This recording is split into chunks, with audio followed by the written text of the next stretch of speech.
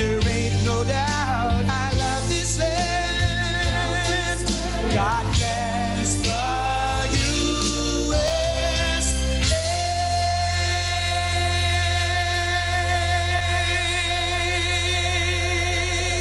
We are rocking. The United States is the hottest country, with the exception of your country, I have to say, right? I'm not going to take that on. No, Mohammed, I'm not going to take that on. Wouldn't that be a terrible thing if I made that full statement? But I will not do it. You're hotter. At least as long as I'm up here, you're hotter. That is, of course, Donald Trump, the U.S. president, in a speech that he has still giving at the U.S.-Saudi Investment Forum in Riyadh, where he met his counterpart, Crown Prince of Saudi Arabia, Mohammed bin Salman. They agreed on a $142 billion deal, which includes arms and includes tech investments, includes a whole heap of things, which we'll get into in just a second. But this is the first leg of his 3-day trip to the Middle East, and the red carpet has been rolled out as Trump touched down for a highly anticipated trip. And in typical Trump fashion, the stakes are incredibly high, and yet no one can predict exactly what he will say or do. The U.S. president arrived in Riyadh this morning, where he met with Mohammed bin Salman before signing that strategic economic partnership deal. Tomorrow, he'll be in Qatar and the UAE on Thursday. In just 3 days, he's expected to tackle everything from a ceasefire in Gaza, lifting sanctions on Syria, Iran nuclear talks, as well as investment in weapons, energy, and AI. But even before he left D.C., there was already controversy around a $400 million luxury plane he was gifted by the Qatari royal family, something the other two Gulf nations will no doubt have to one-up. When asked about whether he was abusing his position of power for personal gain, here's what he had to say. So I think it's a great gesture from Qatar. I appreciate it very much. I would never be one to turn down that kind of an offer. I mean, I could be a stupid person and say, no, we don't want a free, very expensive airplane. But I thought it was a great gesture. And I think it was a gesture because of the fact that we have helped and continue to, we will continue to, all of those countries, Saudi Arabia, UAE, Qatar, and others. We keep them safe. If it wasn't for us, they probably wouldn't exist right now. And there's a lot riding on this visit. Trump's first term in office radically reshaped the power dynamics in the Middle East. It cemented Saudi Arabia and the UAE's rise to power as the new de facto leaders of a region upended by mass uprisings, military coups, and invasions that wiped out a generation of strongmen: Mubarak, Hussein, Gaddafi, Saleh, and eventually Bashar al-Assad. Under Trump, Israel normalized relations with a number of Arab countries, including the UAE, Sudan, Morocco, and Bahrain. Qatar was isolated in an economic blockade by its neighbors, and the U.S. killed both ISIS leader Abu Bakr al-Baghdadi as well as Iran's most senior figure, Qasem Soleimani, senior military figure rather. The Palestinians were shunned in D.C. while Trump moved the Israeli embassy to Jerusalem, and although his so-called deal of the century was laughed off, it still paved the way for Israel's ongoing attempts to annex the West Bank and propelled far-right settlers into powerful political positions. But this is not the same region that Trump left 4 years ago. Its reliance on the U.S. has begun to waver as China expands its influence. Its young leaders are more confident and want to do things their way. And with an ongoing genocide in Gaza and a devastating war in Lebanon, and many leaders, particularly Saudi Arabia, have backtracked on normalization. Even his own relationship with Netanyahu appears to be on the rocks. So what should we expect from Trump's week in the Gulf? Well, to break it all down for us, we're joined by our DC political reporter, Sean Matthews. Sean, thank you very much for being here. Thanks for having me on, Mo. I don't know if you've been listening to the speech. We were listening to it just before we had to jump into the studio. What is your takeaway from what he said from the first day of this 3-day visit? Yeah, I was listening to the speech. I think, two notable things stand out for me. The first one is the Abraham Accords. We reported that the Saudis were lobbying very, very intensely to pre-negotiate this visit. They didn't want Trump to bring up the Abraham Accords. It would put the Crown Prince in a very, very sticky situation given the Saudi public's backlash against Israel over the war in Gaza. And Trump actually brought up the Abraham Accords. It looks like there was silence in the crowd when he mentioned that. And then he kind of backed off a little bit and he said, I want you to do it, but you'll do it on your own time. And you know what? I'm fine with that, kind of in typical Trump fashion. So I think that's what we heard from the Abraham Accords. And I think for the Saudis, this will be seen as a victory that they didn't get intensely lobbied in public to do the Abraham Accords. Trump also, I'm watching the speech right before, he also jumped to Iran. And, the big file hanging over this visit, Mo, there's so many open files. There's Gaza, there's Syria, there's Lebanon, there's these economic deals, but it's really the Iranian nuclear deal. That is the file that dominates this administration. It dominates the American media, and it's probably the most controversial topic right now in the Trump White House. Trump said that Iran was a destructive force in the region. He had a lot of bravado in there. And then again, in kind of typical Trump wheeling and dealing fashion, he walked it back and he said, I'd like to give the Iranians a deal. I want them to do very well, something along those lines. So I think he kind of laid out those two top geopolitical issues. But then, of course, we can't separate where Trump's speech was occurring. It was against the backdrop of this U.S.-Saudi investment forum. And that is what Trump really wanted to promote, this idea about bilateral economic relations and the investment deals that you had mentioned earlier. And you can kind of see a glow in the room. Everyone was laughing, everyone was joyful, and no doubt that is off the back of this $142 billion partnership deal that was signed between him and Mohammed bin Salman this morning. What does that deal look like? What does it stipulate? And basically, how far does that go towards what Trump was saying before about wanting $1 trillion worth of investment from Saudi?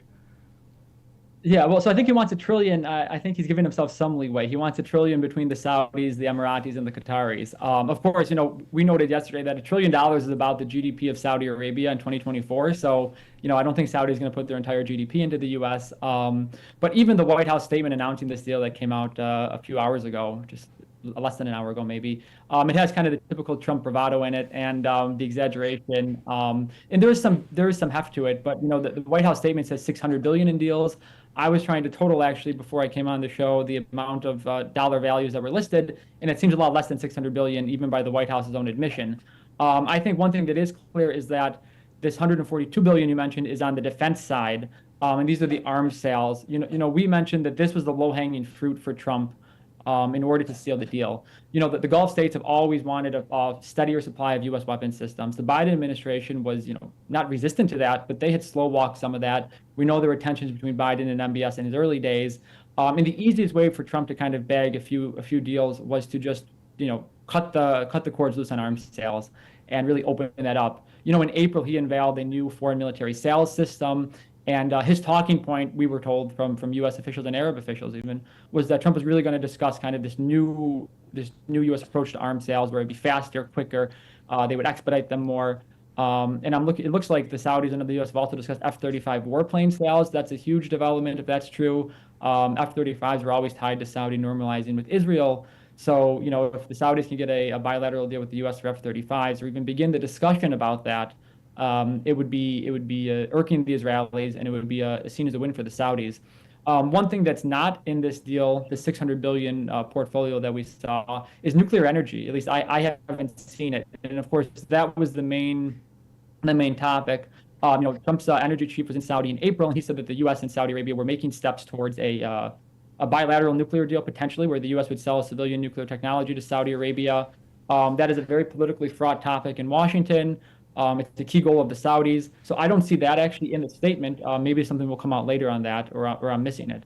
But I think that was a high one that people were watching for. And of course, there's the mention of artificial intelligence, semiconductor chips, all of these things that the Saudis really do want, that the U.S. has, leaders in the semiconductor industry. And I imagine that those deals will come to fruition. The Gulf states, especially Saudi and the UAE, want to lead in artificial intelligence. They need semiconductors. The CEOs of NVIDIA, of OpenAI, they're all in Saudi right now for this investment conference. So I think we will see some deals being made here for sure. I don't know if it's the $600 billion that Trump was trumpeting. Yeah, and we saw him shouting out some of those tech leaders that are in the crowd. And Sam Altman was there. Elon Musk, of course, is there. So I'm sure that there's still going to be a lot happening behind the scenes, even as Trump leaves. But while he's there, and let's talk about some of those other massive issues that are in the room. Syria, of course, is a big topic of conversation, both in Saudi and in Qatar. We know that the Syrian president, Ahmed al-Shara, is set to meet Trump possibly tomorrow, possibly in Riyadh. What is he trying to get from him? What has Trump promised, if anything?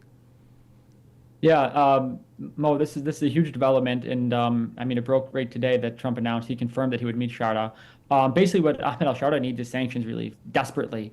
I think the Gulf states are willing to invest in Syria's reconstruction, Saudi Arabia and Qatar especially. We saw that Qatar came out and they said that they would pay the salaries of Syrian government officials.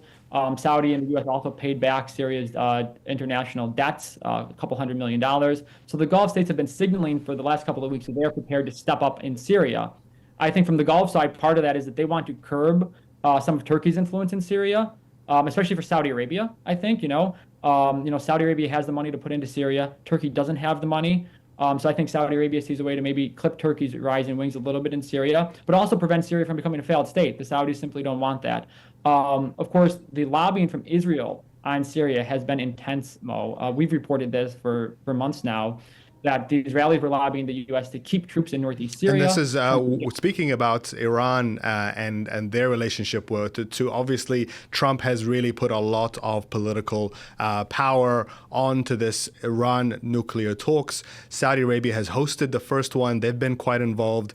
We're going to talk about Israel in a second because they are also a key part of this process that's been happening this week, or their absence has been a kind of a key topic of conversation. But let's talk about where those Iran talks are at, what Trump hopes to get done, if anything. Is this even on the agenda while he's here? Yeah, I think for sure it's on the agenda. I mean, the Gulf states are going to be lobbying Trump very, very hard to seal a nuclear deal with Iran. I mean, the Saudis want a deal, the Qataris want a deal, even the Emiratis want a deal. I mean, all of these countries have had a rapprochement with Iran. There's a fragile détente, but it is a real détente, and they do not want to see an escalation with Iran. So I think Trump's going to be pushed very hard to get a nuclear deal done. Trump mentioned Iran earlier, we said in his speech. And, I think one of the main factors that is driving this concern is that, Trump has a base, the U.S. base, his Trump America First base, is very eager for a nuclear deal. The level of lobbying that we've seen in the pro-Trump media in the U.S. from figures like Tucker Carlson, from figures like Joe Rogan, has been really, really intense. Steve Bannon, that the U.S. cannot get into another Middle Eastern war. So I think Trump is definitely going to move towards trying to strike a deal with Iran. The U.S. and the Iranians had discussions over the weekend. I think that's ongoing. I think the irony is that if Trump does strike a deal with Iran, the deal that he's likely to strike is the 2015 Obama deal, but a lot weaker from the U.S. side because obviously Iran's nuclear program has advanced so much. But that really is the platform. I mean, people kind of ask what would a deal with the U.S. And Iran look like? And I just say, it would look like the 2015 nuclear deal because that's really the only deal that the U.S. can strike with Iran. Again, there's a big debate right now going on over Iran, whether Iran would be able to enrich uranium or not. And we've gotten mixed signals from Trump administration officials who say they would support a civilian Iranian nuclear program, but Iran wouldn't be allowed to enrich uranium. It would have to import it. I think that's the crux of the debate, honestly. The Obama era deal allowed Iran to enrich at a very, very low level. Who knows? But I think the Gulf states would probably be open to that level of enrichment, a very, very small amount. And I think Trump is weighing it, as he himself has said, right? He has not decided. But there is clear momentum for a deal, I think. Now, there's so many things that I want to talk to you about, and there's so much that's on the table this week. But let's quickly, before we wrap up, touch on Netanyahu and Trump, because speaking about Iran, that has been kind of a sore spot for the two of them. Netanyahu does not want Trump to be making a deal, and we saw how much that relationship has broken with this hostage release that was negotiated between Hamas and the U.S. without Israel involvement at all. What is happening between Israel and Trump right now? Yeah, well, there's a clear rift between Trump and Netanyahu, and I would even probably say the Israeli establishment to a certain degree. The deal with the free Idan Alexander, it's a huge embarrassment for Netanyahu. There's no way about getting around that. I mean, Hamas basically is showcasing to the Trump administration that it is not the obstacle to a ceasefire in Gaza, that it's willing to wheel and deal, that it's very practical, that it's willing to go out there and cut a deal and erase Idan Alexander without, as far as I'm aware, any concessions that were granted from the U.S. I think a very savvy move by Hamas actually to release him, and it's going to cause a big stir in Israel. It already is with the hostages' families. The problem for Netanyahu, of course, is that he is in a position where he cannot strike a deal because his government would likely collapse. But yeah, there is clear daylight between Trump and the Israelis. I think one thing that's been interesting, we've reported on this just briefly because I think it's very important for our viewers to understand this. Trump on Tuesday of last week, he announced his ceasefire agreement with the Houthis, and that's really when we saw this kind of crescendo of tensions with the Israelis escalating because Trump really left the Israelis out to dry. One U.S. defense official I spoke with compared the Trump-Houthi ceasefire to Israel's Aramco moment, referencing Trump's decision in 2019 not to respond to an attack on Saudi Arabia's oil installations.